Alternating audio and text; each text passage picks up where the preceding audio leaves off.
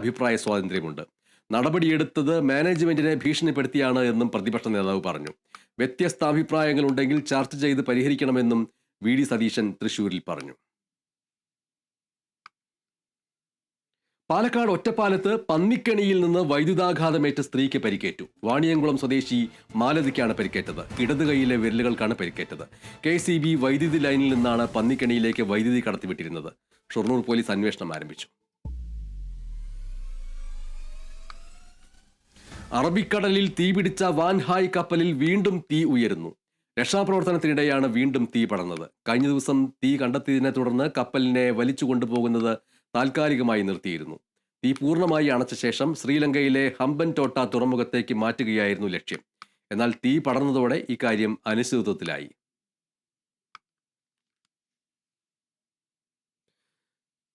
തമിഴ്നാട് ഗൂഡല്ലൂരിൽ കാട്ടാനയുടെ ആക്രമണം. ഗൂഡല്ലൂർ ടൗണിലായിരുന്നു ആക്രമണം.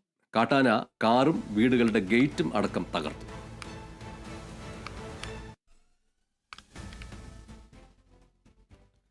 സംസ്ഥാനത്ത് കൂടുതൽ വാഹനാപകടങ്ങളും നടക്കുന്നത് വൈകിട്ട് 6-നും രാത്രി 9-നും ഇടയിലാണ് എന്ന് പോലീസിന്റെ റിപ്പോർട്ട്. കഴിഞ്ഞ വർഷത്തെ അപകടങ്ങളുടെ കണക്ക് പ്രകാരം